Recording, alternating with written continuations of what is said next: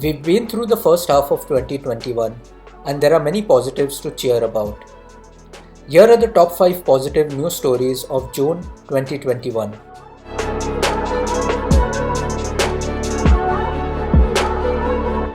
Before we begin, please show us some love by liking our video, subscribing to our channel and hitting the bell icon to receive notifications for upcoming positive listicle videos. Number 5. 2 days after a wedding, bride donates kidney to groom's ex-wife. When a woman marries, she is generally showered with gifts.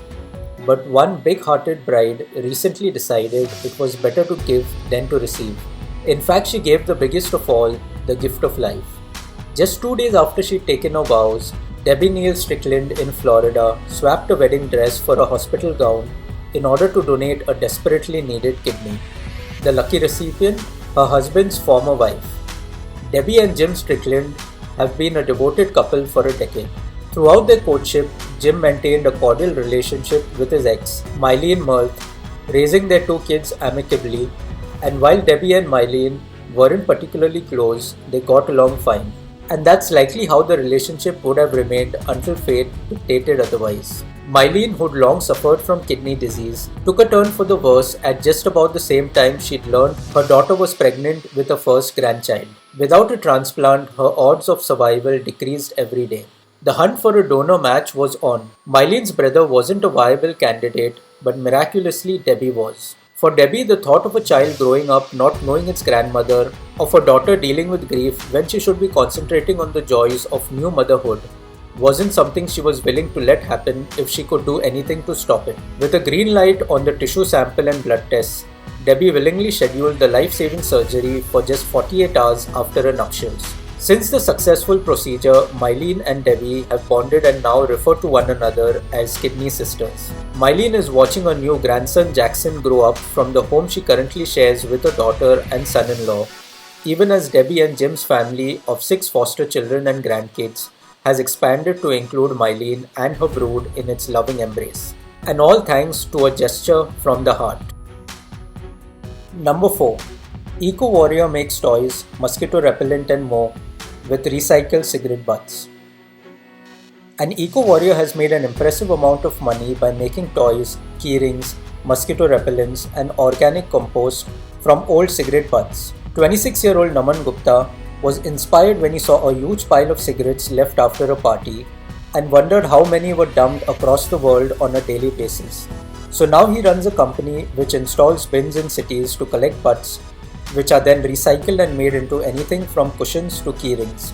Best of all, he says, his company has made over $1 million since 2016 and he has recycled 300 million cigarette butts, the equivalent of 100,000 kgs of waste. Naman was in his 3rd year at Delhi University studying commerce when he decided he wanted to start the first cigarette recycling company in India called Code Effort.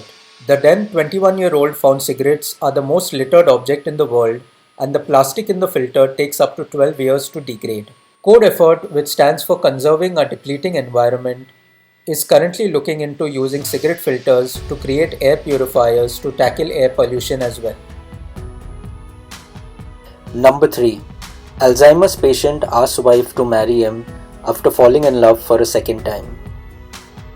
Love is wonderful the second time around, but it can be all the more special if you don't remember the first time. For Peter Marshall, who suffers from early onset Alzheimer's, forgetting his past has meant a bittersweet chance to fall in love with his wife Lisa and ask her to marry him all over again. Peter and Lisa have been married for 12 years. At 56, his illness has progressed rapidly, but no matter what turn his condition takes, Lisa remains steadfastly by his side because even if he can't remember her name, he knows that he loves her and that she loves him. Last winter, as the Connecticut couple sat on the couch watching a televised wedding, Peter had an inspiration. Not realizing they were already married, he proposed, and a surprised Lisa happily accepted. And so a date was set. Vendors who knew Lisa's event planner daughter donated their services to make the day perfect. Throughout the touching ceremony, Peter beamed at his bride, while sometimes through tears, Lisa smiled back as she made her vows. "It was so perfect. I couldn't have dreamt for a better day. It was so magical," Lisa said. "I can't remember seeing him so happy for so long. I'm the luckiest girl in the world. I've got to do it twice. Though the ceremony took place only a few months ago, Peter has no recollection of the event. But what he's not forgotten is the woman who is never going to leave him. The woman he loves, who loves him back, and when hearts are truly connected, sometimes remembering love can be more than enough. Number 2. Judge gave drug dealer a second chance. 16 years later, he swears him in as a lawyer. The difference between finding justice and following the letter of the law sometimes takes a simple act of compassion. Where others might have seen an incorrigible offender, one judge saw promise, and following a hunch, he acted on his intuition. At first glance, Edward Martel, a 27-year-old high school dropout with an extensive arrest record, might not have seemed a prime candidate for rehabilitation.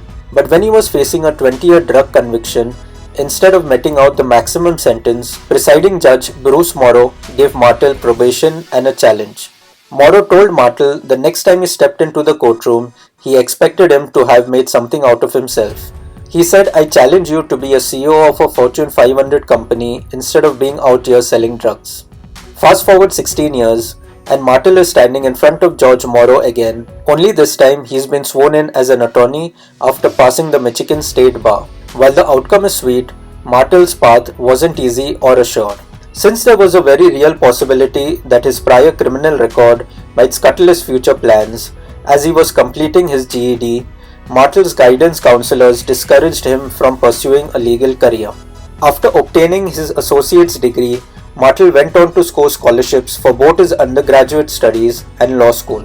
He then clerked at the District of Columbia's Federal Public Defender's Office and eventually was hired by the Perkins Law Group as a researcher and writer. When it came time to take the bar exam, Martel had plenty of supporters in his corner, including Judge Morrow, with whom he'd kept touch over the years. With the help of his law firm mentors, Martel submitted a 1200-plus page application detailing the steps he'd taken to turn his life around. His approval took only 15 minutes. The seeds of a dream he'd planted had finally come to fruition. Martel still has a job with the Perkins Group, only now he'll be a practicing attorney rather than a researcher. And all because one man was willing to take a chance and made a challenge Martel couldn't walk away from. Number 1. The female conservationists are reviling the Cambodian coast, thus saving them from natural calamities. When storms whip up the waves, sending white horses charging to the shore, mangrove forests are often the first line of defense for coastal communities in the tropics. And with the climate crisis making the weather even more volatile, people living in these coastal communities are waking up to the benefits of mangrove forests, which also provide a habitat for fish and other marine species. Kampot is one of the provinces worst affected by mangrove clearance in Cambodia. Kampot and neighboring Kep have seen the mangrove forest shrink by 62% in the last 30 years, according to ActionAid. The charity is working with women in those communities and elsewhere to help them adapt to climate change. The loss of mangrove forests, along with the unfolding climate crisis, has left coastal communities in Kampot and Kep exposed to storm surges. The campaign She is the Answer supports communities to become more resilient by training women to take up climate adaptive livelihoods. The work is underpinned by research that has shown female empowerment to be one of the most effective solutions at our disposal in tackling global heating. One of the programs that ActionAid has launched is a mangrove reviling project. The charity has been working with communities in Kampot to plant 100,000 mangrove samplings along the shore, a target that has already been surpassed. The charity has trained around 50 women across the country, equipping them with climate science knowledge and supporting them to play an active role in decision making. As well as planting mangroves, the women have been involved in setting up a network of climate adaptive floating gardens, as well as floating schools, where future generations are taught about climate resilience. Multiply the positivity by sharing these sweet stories with your friends on social media.